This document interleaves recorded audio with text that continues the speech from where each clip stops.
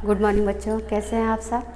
बच्चों, इतिहास आप विषय पढ़ रहे हैं सामाजिक विषय में, और इसमें आपका जो पहला चैप्टर है वो है आधुनिक काल में विश्व। इसमें के कुछ पॉइंट आप लोगों ने पढ़ा है, और इसमें इसके पहले का जो विषय आपने पढ़ा था वो थी औद्योगिक अमेरिकी क्रांति, और आज जब आप पढ़ेंगे तो वो पढ़ेंगे फ्रांसीसी क्रांति। बच्चों, अमेरिकी क्रांति में तो आपने यह पढ़ा था कि इंग्लैंड से आकर के उत्तरी अमेरिका में कुछ लोग बस गए थे, जिन्हें इंग्लैंड के लोगों की तरह विशेषाधिकार नहीं प्राप्त था, और वो अपने अधिकारों के लिए लड़ते रहे।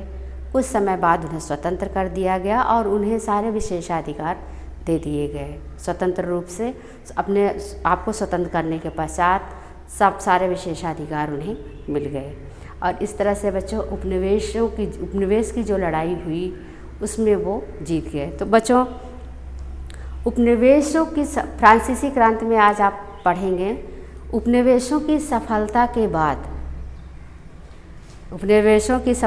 बाद स्वतंत्रता को अमेरिकी आस्था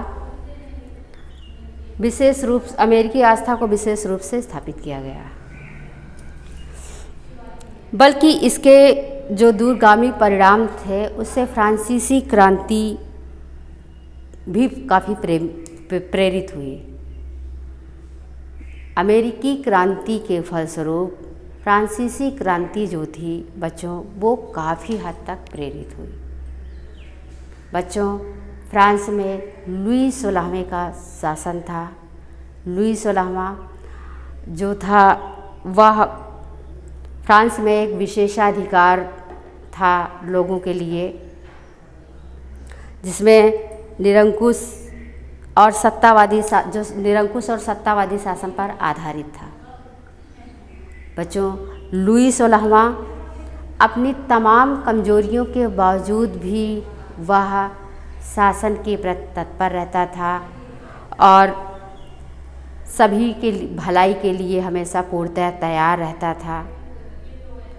बच्चों, जो विशेष वर्ग के लोग थे, कनिष्ठ, पादरी और कृषक, श्रमिक, इन्हें विशेषाधिकार प्राप्त थे, मत देने के अधिकार थे, लेकिन जो सबसे कमज़ोर वर्ग था, श्रमिक वर्ग जो था, उसे किसी भी प्रकार का अधिकार प्राप्त नहीं था।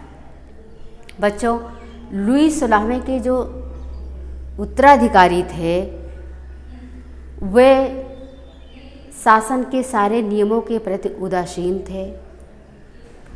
वो लुई 16वें के शासन को आगे बढ़ा नहीं सके। लुई 16वां का शासन उन लोगों ने कमज़ोर कर दिया। इस तरह से किसी को भी समानता का अधिकार नहीं था। युद्ध और राजा के उत्तराधिकारियों के द्वारा लगातार होने वाले जो खर्च थे उससे शासन कंगाल हो गया, और जो निम्न वर्ग था बच्चों, वो शासन का कर देने में सक्षम नहीं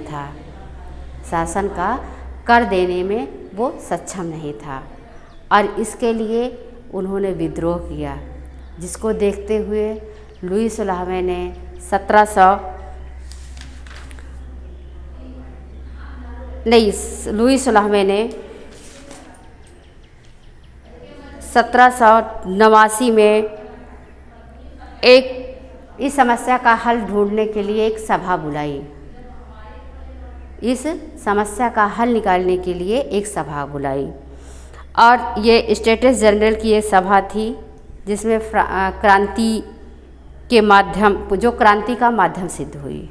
ये सभा जो थी बच्चों, वही क्रांति का माध्यम सिद्ध हुई। अब फ्रांस की जनता और फ्रांसीसी दार्शनिक जो थे, उनकी उदारवादी विचारधारा से प्रेरित हुए, जिसमें रूसो के अनुसार यह था कि व्यक्ति स्वतंत्र पैदा होते हैं, परंतु सर्वत्र बंधनों में जकड़े हुए होते हैं। 176 वर्षों बाद लुई 16वें ने स्टेट्स जनरल की सभा बुलाई। स्टेट्स जनरल का अर्थ है तीनों सदनों का निकाय, तीनों सदनों का निकाय। इसमें 3 स्टेट्स थे।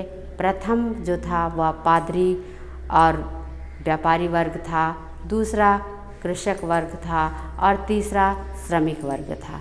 तो इसमें कृषक और पादरी वर्ग को विशेषाधिकार थे, मतदान का अधिकार था, अपने राजा को चुनने का अधिकार था, लेकिन जो निम्न वर्ग था उसे किसी भी प्रकार से ये सारे भी अधिकार नहीं दिए गए।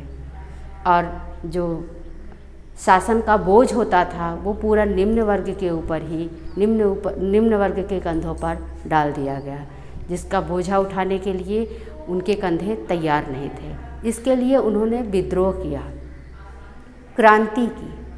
बच्चों, इस स्टेट्स सभा में लुई 16वें ने अपना सभा का दरवाज़ा बंद कर दिया और इसके बाद टेनिस कोर्ट में संविधान के निर्माण तक ये दरवाज़ा बंद रहा और निर्माण तक अलग होने की प्रतिज्ञा के लिए बाध्य किया गया और इसी प्रकार उस राष्ट्रीय सभा का निर्माण हुआ, जिसमें सभी को स्वतंत्रता और समानता का अधिकार दिया गया। कोई भी वर्ग विशेष नहीं था, किसी के ऊपर शासन का कर नहीं किसी के कंधों पर रखा गया। और इस तरह से फ्रांसीसी क्रांति जो थी बच्चों, इसकी सफलता के फलस्वरूप समानता, बंधुत्व का संदेश पूरे विश्व में दिया। फ्रांसीसी क्रांति ने ही समानता और बंधुत्व का संदेश को पूरे विश्व में फैलाया।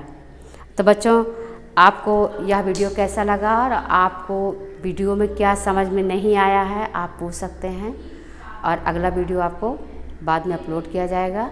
धन्यवाद।